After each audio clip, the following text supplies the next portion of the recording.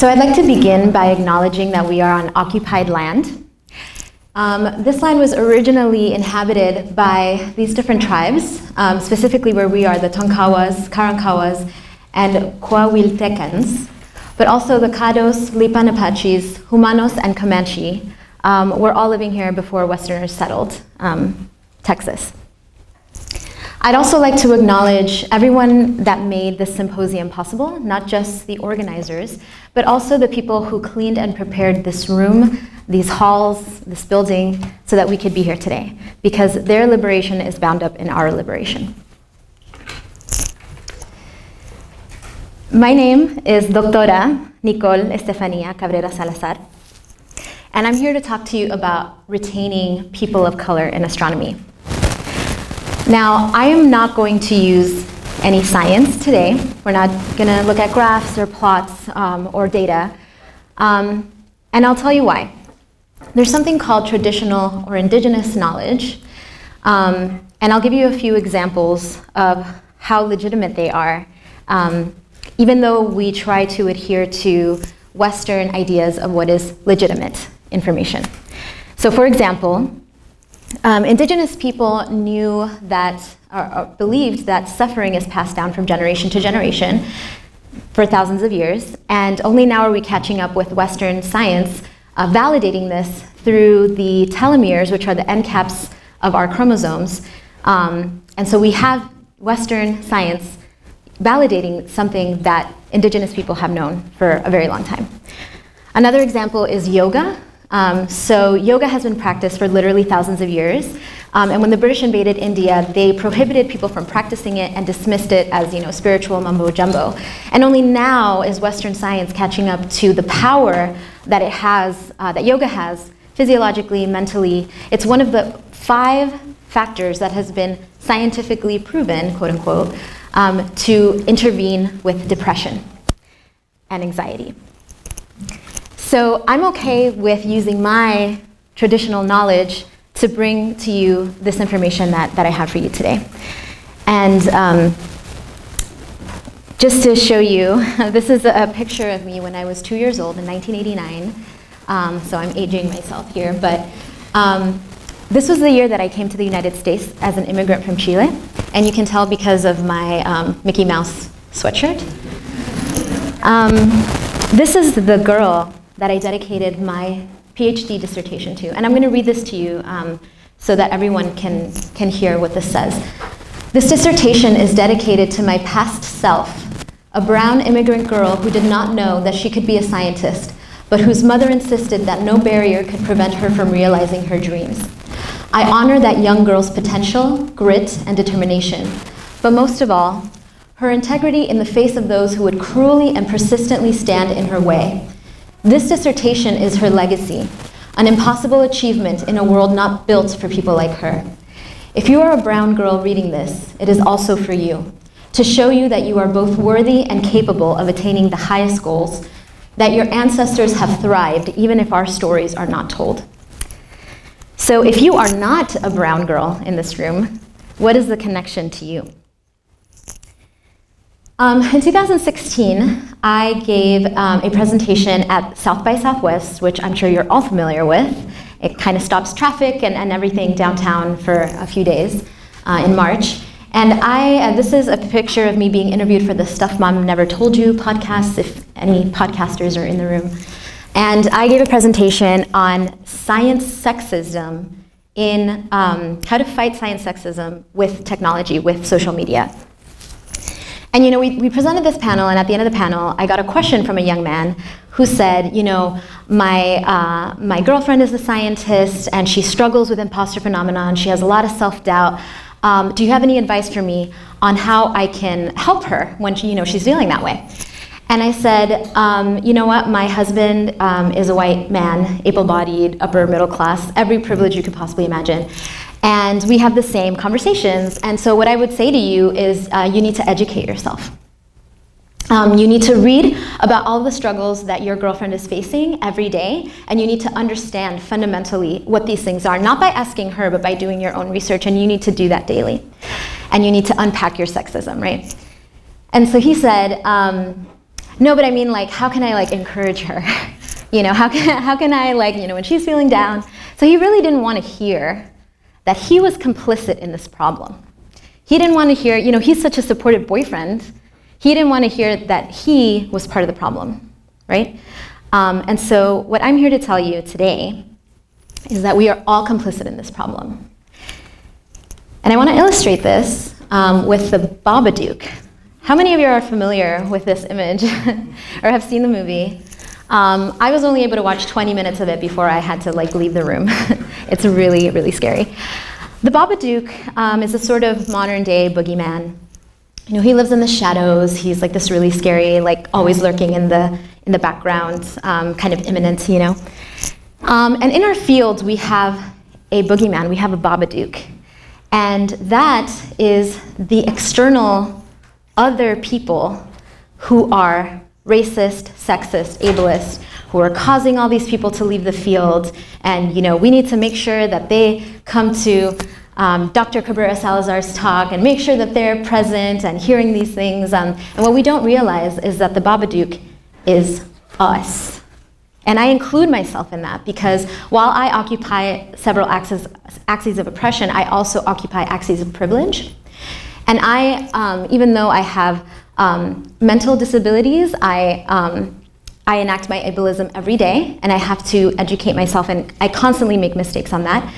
I present as, you know, I'm a cisgendered, cis-sex, straight woman, and I misgender people all the time. This is me, you know, someone who's like supposed to be, you know, an expert in these things. But I'm not an expert in the sense that you would expect, like with, you know, academic knowledge and all these things. I'm not a sociologist. I'm an astronomer, like you. But I am an expert in my lived experience. And that's what I'm going to tell you about today. And we need to keep in mind throughout this entire talk that if you think I'm not talking to you, I am. Okay? So here are some things that I heard as a graduate student doing my PhD. You're not serious about astronomy. Did you come to grad school to avoid the job market? I came into graduate school the year after the stock market crashed, so this was a very relevant question. And at the time, astronomy was the only thing that I could think of doing with my life. If I didn't get into grad school, I didn't know what I was going to do. And so this question was particularly insulting. All the faculty are concerned about you. When I started graduate school, I was in the city where I had done my undergrad degree, and I had been told graduate school is much better than undergrad. It's like a 9-to-5 job. You know, you don't, you know, do homework and stuff on the weekends. What people failed to tell me was that that's after your qualifier exam, after you've passed all your classes, right? So I expected something out of graduate school, and nobody told me what they expected of me. And so when I failed to meet the expectations that I had not been, you know, told, this is what happened. Everyone's concerned about you. Why can't you do graduate school? Why are you messing up? And that was extremely disheartening. This project is too ambitious. It'll never work. After I was told, you know, everybody's concerned about you, we don't think you're serious about astronomy, I went to work and I was like, I'm going to do everything I possibly can to prove them wrong. And so on the first day of summer, after my first year of graduate school, I was reading papers and like taking notes, and I had this idea for a project. And I took it to my advisor, and this is what he said to me. And it totally destroyed my ambition. And it just killed this sense of ownership that I had over this project, that I had this idea, you know, my first original idea. And ironically, the project that was too ambitious was the project that I defended last November, that I was able to accomplish despite this negativity. You should know this already. When I would ask someone, you know, a question, I came from a physics background. I'm a first-generation college student. I didn't have a path. I had to reinvent the wheel every step of the way, right? There were gaps in my knowledge, especially in astronomy. I didn't know what the archive was. I didn't know, you know, how to look up abstracts. I had no idea about all of these things my colleagues seemed to be just really like knowledgeable about. And so I would ask, you know, there were some high level knowledge things that I did know, but then there were like very basic things that I didn't. And so every time I asked a question, this is the response that I got. And you know what my response to this was? I'm not going to ask you questions anymore. Because I can't come to you without feeling like I'm not good enough to be here. So I took my questions to other grad students and postdocs who were more friendly, and I luckily had resources that I could go to in my department. You passed the qualifier by only 2 points.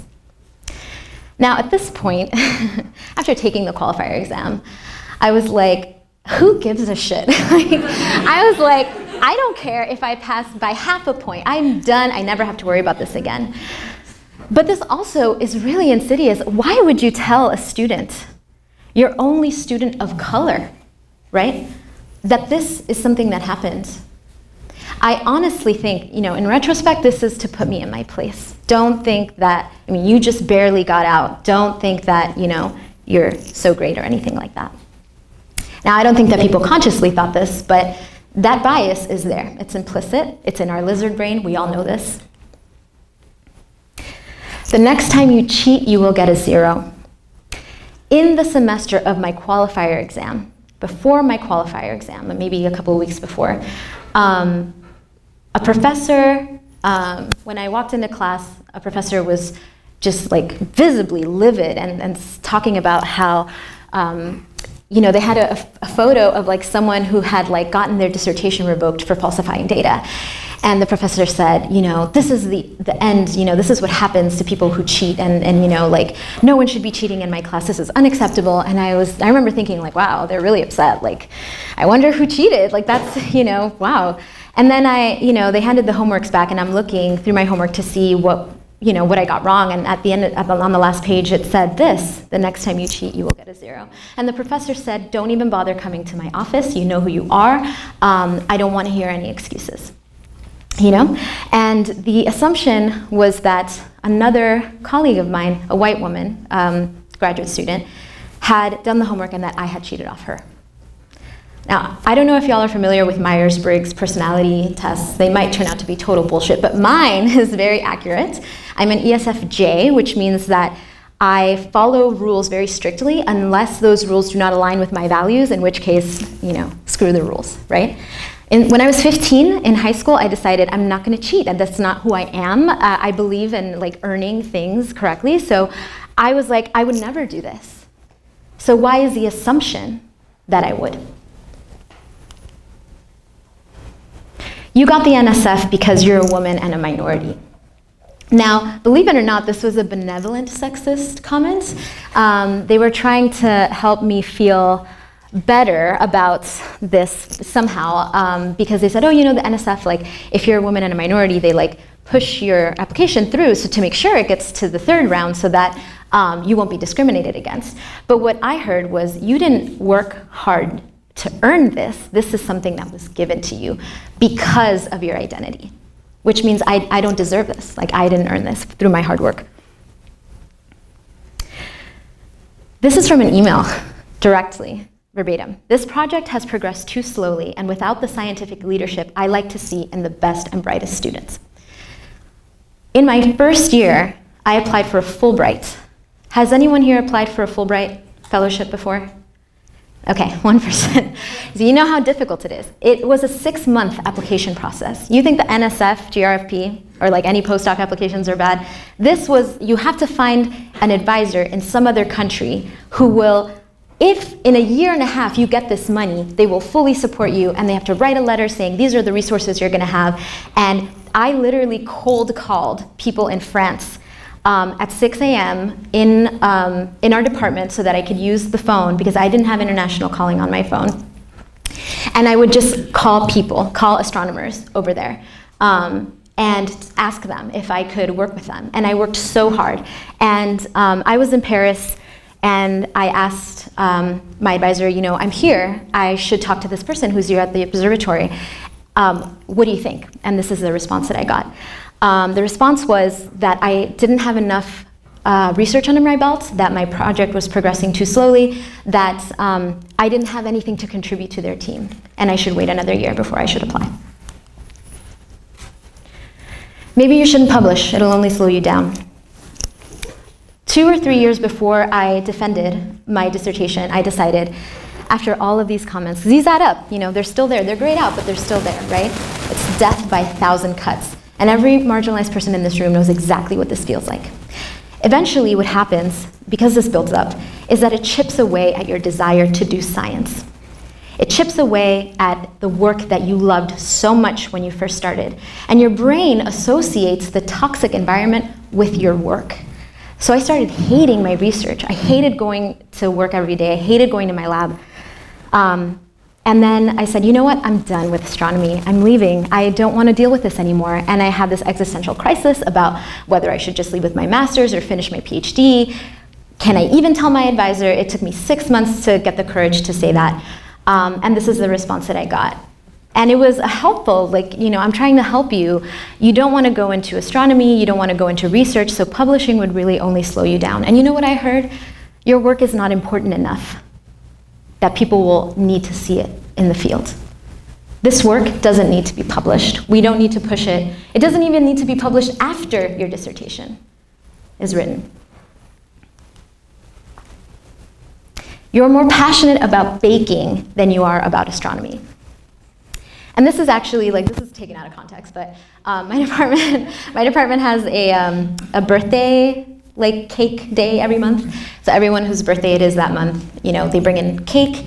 And my colleague, who was the first person in my department to ever get an NSF GRFP, the Graduate Research Fellowship, she was the person in the department who was in charge of baking the cakes. And she had started writing her dissertation, so she asked me if I could take over. And I was like, baking creative cakes on my department's dime, sure, why not? But this is the association, was that I was being really creative in baking these cakes, but yet I wasn't somehow showing enthusiasm about my work, my astronomy. And I finally said, doesn't it make sense that the first time I brought this idea, right? This really great idea I had, and it was shot down. Doesn't it make sense that I wouldn't go to that person anymore? If I were excited about my work, I'm not going to go to that person. I'm going to go to someone who I know will be excited with me, right? But this is the perception that happened. You are not excited about astronomy. I don't see it, so it's clearly not there, right? If you tell people about your experiences, you'll just discourage them. When I decided that I was going to leave research, I knew, because I started a mentoring program in my department, and it was, it lit a fire under my ass, and I was like, this is great, this is something I'm just as passionate about, and how lucky am I to have a career to look forward to? And I said, I'm going to use my experiences to help other people behind me, getting their PhD. And this is what I was told, you shouldn't tell them what you went through because you're going to discourage them and they're not going to want to come into the field. And I said, should I lie to them? Should I tell people hey, it's all good and well here in astronomy and you're going to be great. And then they show up and they think it's going to be great. And when it's not, they internalize that. They think it's my fault that things aren't great. Something is wrong with me, and that's why it's not happening. And that's what happened to me, actually. I'm concerned about your progress, and I'm not the only one. This was when I was writing my dissertation, and someone on my committee, was talking about this. And they said, I'm not the only person on your committee who's concerned about you. This other person on your committee, who, by the way, I had never collaborated with, and they were an outside person, and I had only interacted with them one time. This person is concerned about you. And I said, that's really interesting, because how could they be concerned about someone that they've never talked to before? Where would they get that idea? Did you maybe talk to this person and tell them how concerned you were, and now that person has that impression? And it's funny because when we do this, when we are the ones saying, I am concerned, and we tell someone else, maybe another faculty, what we're doing is we're spreading this toxic disbelief in another person. And usually it's a marginalized person, right? So be very aware of that. You can always push back your defense date. This was 1 week before my defense. And there was a problem with my code, and I couldn't figure it out, but I was super determined. And my family was coming in from all over the country to be at my defense. Not my graduation, my defense, because I wanted them to be there for that, because it was important to me, to my community, to my family. And I said, I'm not pushing back this date. And I went through it, and I did it, and I was able to get everything done, and I submitted my dissertation to my committee the Monday, and I defended on the Friday, so they were all probably mad at me, but it happens, so it's fine. You planned a defense reception just for yourself? I did part of my PhD in France, and in France, they do PhD defenses very differently than here. The defense part is actually public, which sucks, and I did not want that. But while they're doing the defense, while the candidate is doing the defense, their family is setting up another room with food from their region in France or from their country if they're from another country. And then, they set up all the champagne and the wine, and then after the defense, they bring out the doctoral candidate and they announce them as Dr. So-and-so. And I just thought, this is so amazing. Like, I really want this. This is a celebratory day, it's great. And so I was like, I'm gonna plan this reception. Like, no one's gonna plan it for me, so I'm gonna do it. And my family's gonna be here, it's gonna be great. They're gonna bring, food from Miami, they're bringing croquetas, they're bringing out all this stuff. So, and this is the response that I got from a professor in my department. Why should you celebrate this? This isn't anything great. Like, you're not accomplishing anything. All you're doing is going from, one thing to another. Like, it doesn't matter. This is not significant. That's what I heard. Make sure you write on the invitation to the department about your reception, regardless of the outcome.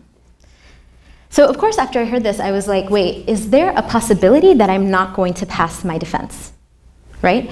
Because I was pretty sure that the way defenses work is that if you are on the day of your defense and your advisor is standing next to you, that it's because by the end of the day, you're going to be a doctor. And if that's not going to happen, then they push that defense date back and they do not let you defend, right? And that's the impression I was under until I heard this comment, and I said, wait, do you really think, is there a possibility that I won't defend? And this person said, oh, it's a committee decision, no one person decides, and so there wasn't a clear answer that, like, I believe that you will pass, and there is absolutely no doubt in my mind that this is not gonna happen. And so, of course, days before my defense, I had a lot of self-doubt.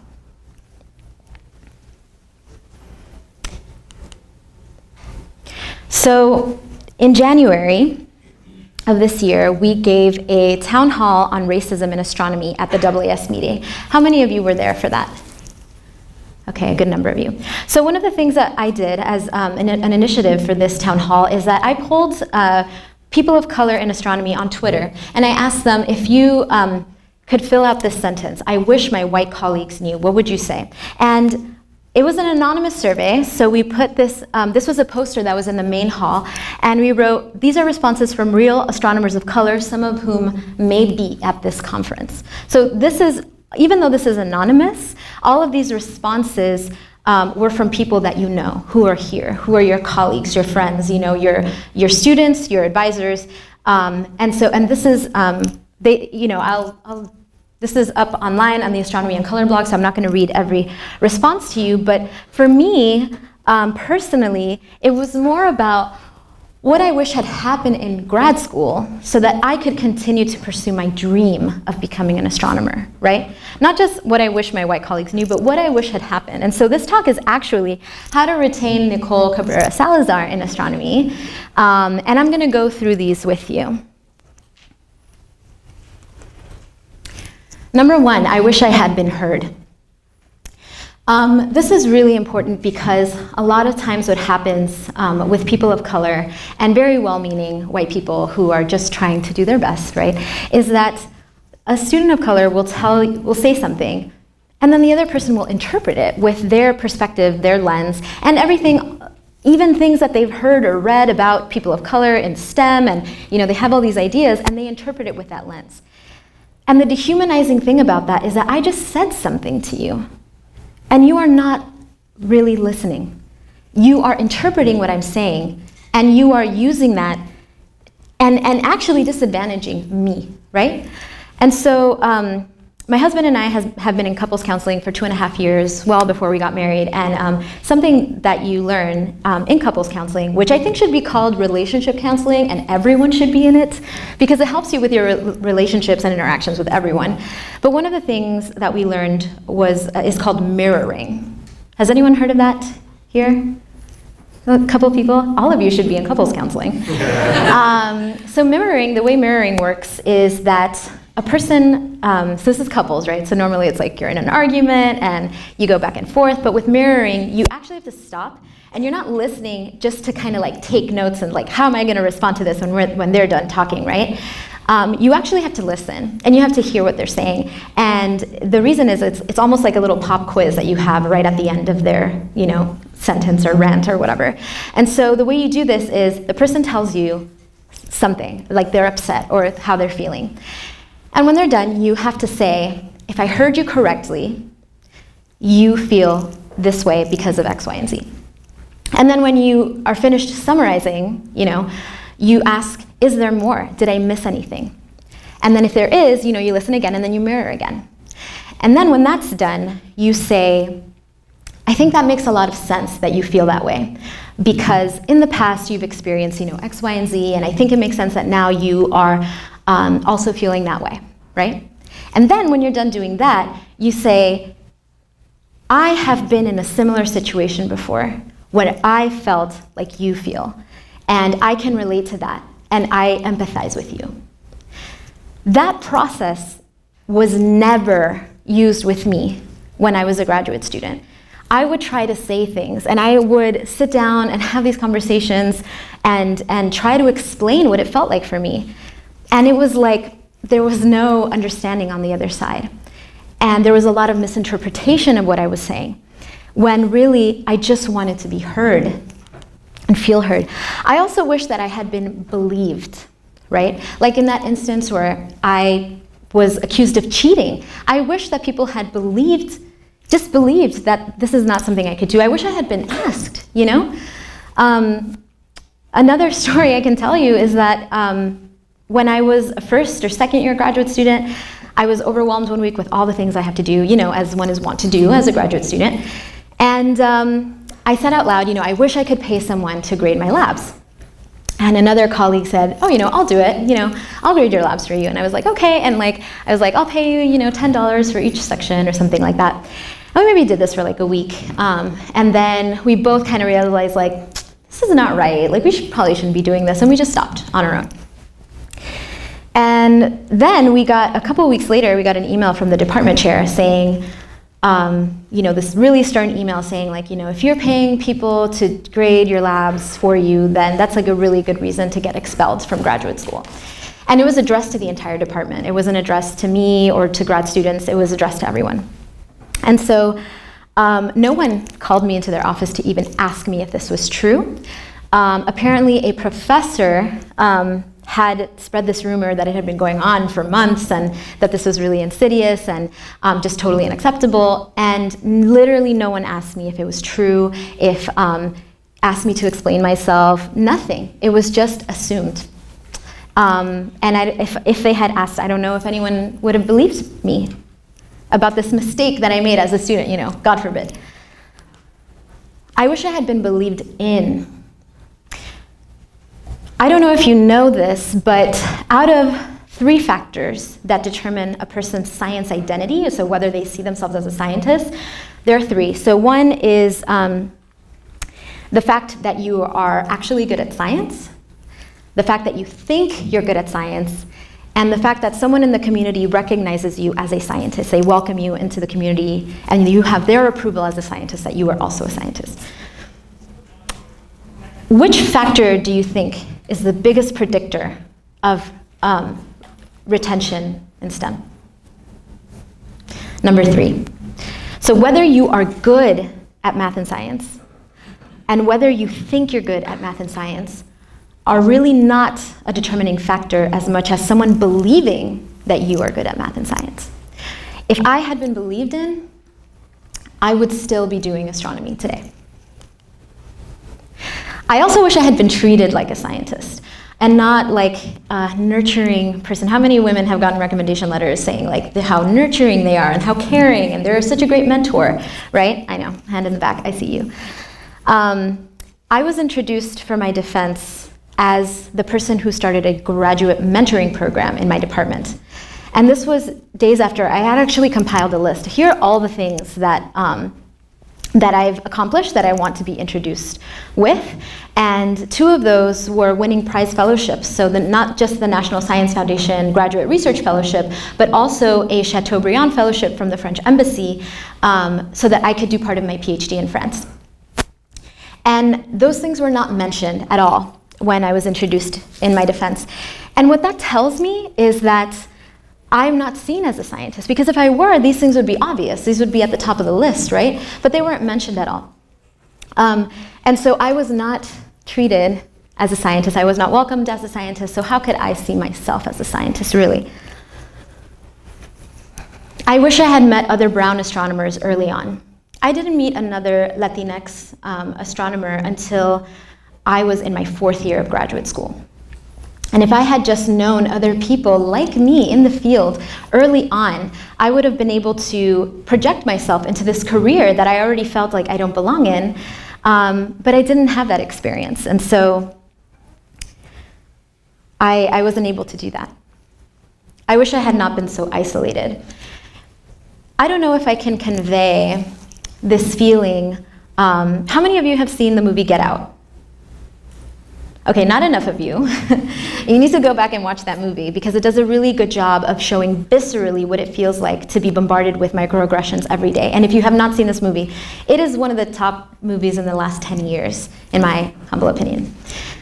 I cannot convey what it feels like to be so isolated in a space where you feel like you don't belong, you feel like you're not doing well enough, you feel like nobody accepts you, and I didn't have a community either. It wasn't until I met another Latinx astronomer that I realized I don't have a single Latinx friend in Atlanta. I don't have a single, and that's like almost 7 years that I had lived there, I hadn't made a single person. And a lot of that had to do with my environment. My scientific colleagues were all white, and so I didn't have another person to speak to in Spanish, other than my mom on the phone. And so I instantly felt the weight of, oh my God, I don't have a community, I don't have roots here. I wish I had started therapy sooner. I would wager that in my department, over 90% of the graduate students were in therapy, and this is not because of the department, but because graduate school is very stressful. And I tell every single person going into graduate school, on the first day, go to the counseling center, because you might not need a counselor now, but you will, because this is stressful and it's a lot, and less than 1% of the world's population have PhDs. That should tell you something about what it is that you're going through that not a lot of people have gone through. And I wish that when I started therapy, I had had a woman of color be my therapist, because it's very different having to explain not just your pain, but why it's painful to someone, than to just say it and the person automatically understands. So I highly encourage you, if you're a person of color, to seek out a therapist of color. I wish I had had mutual trust with my advisor. That relationship was not a two-way street, as are many advisor and advisee relationships in academia. But when I was an undergraduate student at the University of Hawaii for an REU program, my advisor, John Johnson, every week we had a meeting, and he would tell me, here's what you can improve on. These are the things that you did well. And then he would ask me, what did I do this week? How can I improve? How can I do better? And I told him, okay, do you really want to hear it? Here you go. This is what I think that you can improve on as my advisor, as an advisor to me. I never had that in graduate school. And I think that this is something that we really ignore that is super important. It needs to be a two-way street, because you are not a person, an expert, imparting knowledge on your students of color. They know themselves better, and they know their journey way better than you ever will, even in the 6 or 7 years that you'll get acquainted with them. And so you need to know how to advise them. And chances are you don't know how to advise anyone, because I don't think any professor gets formal training on how to mentor students in general, and especially not marginalized students at all those intersections, right? So you need to be asking your students, how can I do better? I wish I had felt part of the community. When you don't look like other people, and you don't speak like them, and you don't have the same experiences as them, and you don't have the same financial safety net as them, it can be really, really hard to feel like you belong in a scientific community, like a small department. And by the time that I realized after the Inclusive Astronomy Conference that I had assimilated completely to the environment. I had changed the way that I spoke, the decibel of my voice. I had changed my mannerisms. I had stopped speaking Spanish, mostly because people wouldn't understand me if I started speaking Spanglish, you know, at meetings or anything like that. And so I had lost a lot of my identity. And we have to ask, why is it necessary for someone to lose a big part of themselves just so that they can do science? There's a problem there. There's a huge problem, and we need to be acknowledging that. I wish I had learned about social justice sooner, and I will tell you why. The first time that I really engaged in a big way with social justice was the year of the Inclusive Astronomy Conference, because I had decided, you know, I'm going to go into what I thought was science communication for marginalized communities. And so I thought, like, if I'm going to do that, if I'm going to go into schools and do things like that, I need to understand the issues that these students face. And so I took a race and ethnic relations class. I started taking sociology classes under the table without my advisor's knowledge. And I learned so many things. And then I went to Inclusive Astronomy and I learned even more. And it was like a slap in the face, because I learned that my experiences were not just gendered, but racialized. And all of the things that had happened to me, all the things that I had heard, they had these different aspects about them that I didn't know. And I went into a depression, actually, after that. I had a major depressive episode, and I had to stop going to school for 4 months. I had stopped writing my dissertation, and I had to take a medical leave of absence. And that's how strong this is. That experience, when you are confronted with it, it can completely change you psychologically, physiologically. And if I had known before I started graduate school that these are phenomena that happen to students of color all over the country, that these are systemic issues, that it's not me, it's not my fault, I would not have internalized all that. But by the time I learned it, it was too late. I wish my advisor had tried to truly understand me. This goes back to mirroring, it goes back to having a mutual trust, but I really felt that a lot of times there's this existential sort of argument that you have in your brain. I think a lot of people of color in the room can relate to this, where you want to explain to the other person, to your advisor, the one who you're beholden to for this degree, right? You want to explain to them what it is you're going through, and maybe share articles about sexism and racism and implicit bias. But in your head, you're having this like existential crisis of like, if I say that, they're just gonna think I'm complaining. They're gonna think that I'm not taking responsibility. They're gonna think that I'm just whining, and I can't tell them. Or if I do, it's even worse, because I just put myself through all this emotional pain to present this to you, and it fell on deaf ears. And you don't really care about me. Even if you say that you do, and yet you're not doing these things that show genuine care, then it's not possible. I wish my interactions had been genuine. A lot of people in this field, especially people who are doing equity and inclusion work, know how painful it can be to make a mistake and hurt someone because of something that they said or something that they did unwittingly. But something that I tell my white husband all the time is that I would much rather see you make a mistake and mess up over and over again than to always be perfect with your language and never say anything to offend me or to perpetuate my oppression. Because then I know that you're engaged. I know that you're actually doing something, and that makes me feel heard and understood. And so I encountered a lot of like, we're never going to talk about race, we're never going to talk about gender, we're never going to talk about ableism, we're never going to talk about sexual minorities and all these different issues. And that erases my experience and the experience of people who don't fit the standard, right? And so if these interactions had been genuine, people would have been messing up all over the place, right? And we would apologize and move on and learn from each other. But people trying to be perfect with their language all of the time and not really doing anything, that's even more painful, because I thought I could trust you, and now I know that that's not a real interaction. Does anyone know who this is? This is Jean-Bertrand Aristide. He was the president of Haiti, the first democratically elected president of Haiti in 1990. And he has a concept, or he talks about this concept called the third way. And he wrote a lot about globalization and how bad it was for poor people in poor countries. And he said in the context of globalization, Poor people are faced with two choices. Either they succumb to globalization and die of exploitation by these measures, or they don't succumb to globalization and they die slowly of starvation. So it's a choice between death and death, and that's not a choice at all. And he was an activist, and he is still, actively fighting for the poor in Haiti. And what he said was there has to be a third way. There has to be a different way to approach this. It can't just be these two things. And so what I encourage you to do is to think about ways that, all of these things that I experienced were preventable. And I didn't go into like, okay, how can you turn this around and make sure that your students do have this? But I think that you can, maybe get a little creative and ask your students, talk to them, and see how they can be better supported.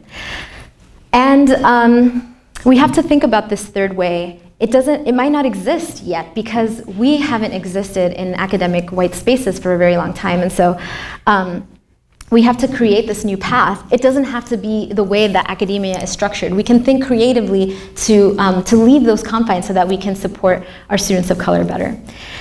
And this is an example of how to do this. So this is, I was borrowed from my friend Jorge Moreno, who's a professor of astronomy at Pomona College, and he's indigenous Chicanx. And with his students, he had a quantum mechanics class that he had at Cal Poly Pomona, and he made it a collective class where in his syllabus he wrote, if one person is failing, all of us are failing. And he had mentoring sessions where students who were doing well in the class could tutor the other students who were not doing as well. And he had an extremely high passing rate for a quantum mechanics undergraduate class. So it can definitely be done. This class was an intro astronomy class for non-majors, where he had a quiz scheduled every Monday, 20 minutes of the class. And he, after the DACA results, from the Trump administration, a lot of the students are Latinx, and they were feeling really heavy about this. So he took the time out of his quiz, and he said, "We're going to have a town hall, and we're going to think about ways that we can improve this classroom and our field as well." And that's what they did. And his students actually said, "You know what? Quizzes are not accessible to every person in this room. Some people might have test-taking anxiety, and they might not be able to do as well as other students in the room. Some students are not as well prepared. Some students are not as privileged." So they actually abolished the quizzes in his class. He also believes in doing social activities with his students, inviting them to his home, and having food for them and interacting with them and really getting to know them. Because retaining people of color in astronomy, the first thing that we need to notice is that people of color are people. We have so many facets about us that are different, and this is the key to understanding us, is to spend time with us and to really genuinely care about us and our families and our cultures. Okay, so you might be a little bit mad at me if you've heard this, this presentation, but I wanted to make an analogy.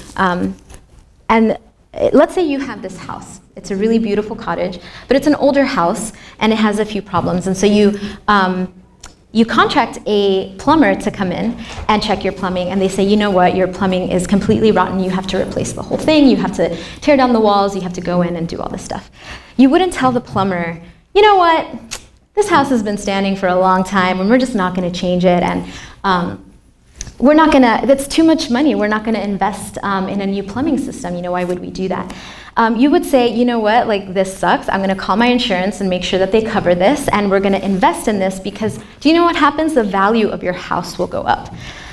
But first you have to live through the renovations, and you have to maybe live out of a tiny corner of your house, and you have to cook in your microwave because your stove and everything is not available. If anyone has ever gone through renovations, they are the worst. But it's a really good analogy for this. We have a problem in this field, and this culture is not inclusive of everyone, right? And I'm the plumber coming to tell you that your plumbing is rotten and it needs to be replaced. And you have to invest money and time and effort to get it to the right place. But once you do, you're going to add value. You're going to add value to your institutions, your department. You're going to be lauded, actually, for being the first progressive, inclusive space for these students. And so really, replacing the plumbing ultimately benefits you as well, not just the people that you think it's going to be benefiting.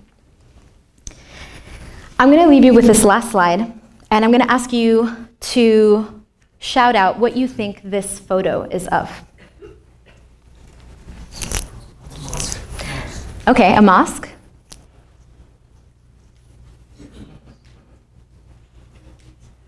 Anybody else have any guesses? A house, okay. This is the oldest university in the world. It's Al Qarawiyyin University, and it's in Fez, Morocco, and it was started by a black woman named Fatima Al-Fira.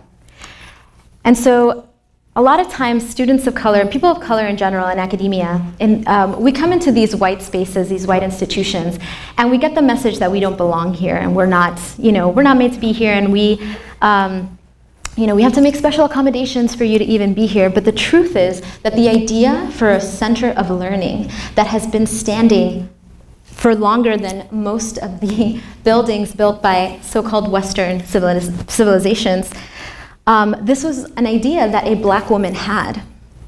And there are buildings that are still standing that our ancestors built.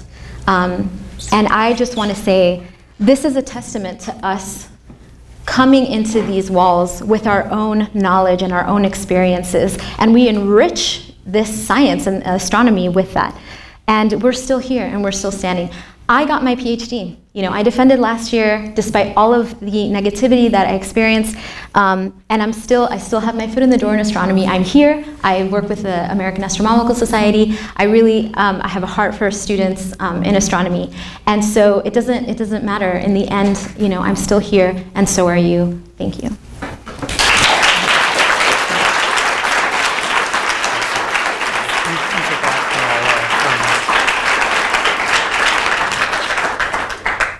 Okay. Here, let me borrow that for a second. While this warms up, we have time for some questions? Questions in the audience?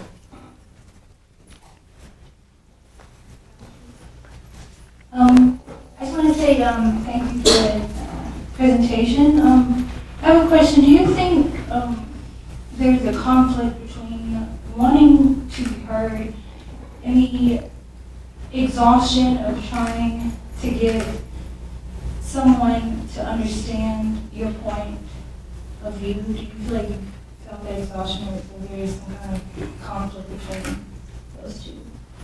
Yeah, absolutely. Thank you for your question. I absolutely feel like there's this conflict between, like, I want someone to understand so that I can continue doing this work, and we can have this mutual understanding. But then there's, of course, like, putting yourself through the emotional labor of doing that is a lot. You have to relive the pain of the original, infraction. And you have to explain it to someone who doesn't understand, and that is exhausting emotionally, especially when you have to carry all of those microaggressions with you. So absolutely, a lot of times I felt like I had to make a decision. Either I sit down and I have this really difficult conversation that's going to exhaust me in every sense, and it may or may not be understood, or I say nothing and pretend like things are okay and keep my head down and just go along with it, but let it eat me up inside, So that's a really difficult decision to make, and we have to acknowledge that other people don't have to make that choice, and those are mental processors in your brain that are not being used for science. Other questions?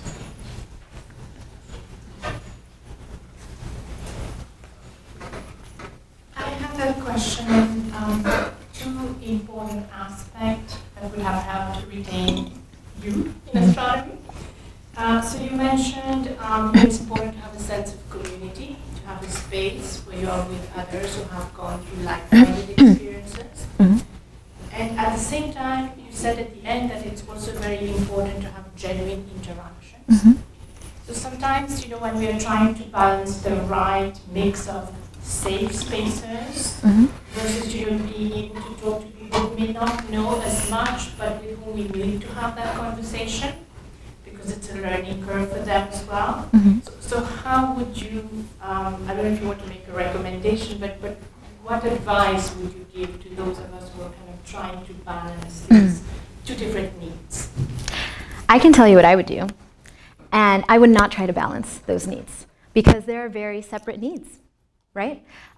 If you have two children and one of them loves watching television and the other one loves playing sports, do you discipline them in the same way? Do you take away the same things? No, because they're two different people who have different needs and different values, right?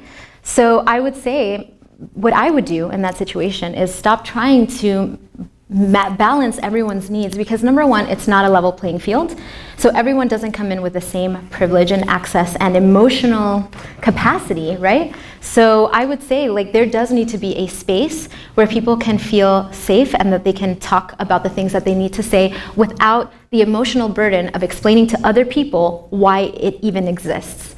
And there should be a space where people feel safe making mistakes and learning about these things. And someone who does not have the emotional burden of carrying these microaggressions every day can be the person there, you know, holding people's hands and teaching them and everything. But those two things can be kept separate. And it's very important to know that we don't have to, if we appease, you know, the average, you're gonna leave marginalized people completely out of it. And that's not what we wanna do. Other questions? You've gone through all this because basically you love astronomy, and you got your PhD. Makes me proud of you. Thank you. But how do you reconcile that now? I mean, What do you mean? how do you keep your love of astronomy beating in your heart after all you've been through? Yeah, so the question is, how do I maintain my love for astronomy after what I've been through? I'm going to be very honest with you. I currently, right now, and this is all very fresh because I just graduated, you know, in May. Whenever people, they know that I'm in astronomy and they'll come and they'll say, hey, look at this great discovery. Did you hear about this? And in my head, I'll just say, I literally don't care. I don't care. I don't want to hear about new discoveries. I don't want to, you know, because I'm not at the point where I've processed my emotions enough in therapy to be at the point where I can disassociate my work and my research and astronomy, the field, and all of my negative experiences. I'm not there yet. I want to be, and I know it's possible because other people who are farther along than me have shown me that it is possible, that they have gone through it. But I need the space and the time to really process and disassociate those two things. But nevertheless, you can say it and mean it that you love astronomy. Right now, I love the field. I love the people. I want people to succeed. I don't want people to go through what I went through, and I'm here for them. But right now, as far as, you know, astronomy, the research, I can't say that I do. I'm working on that, and I'm really trying to get to that point for myself. But I'm not there yet, honestly. So it will take some time. In spite of all you've been through. In fact, it's because of all I've been through. Exactly. Yeah, so that's the damage, and we really need to be careful about this. That's the damage that it can inflict on someone, to take away their passion and their love for something with these little things that you cannot quite put your finger on, but they have that additive effect. Yeah. All right, let's thank Dr. Nicole.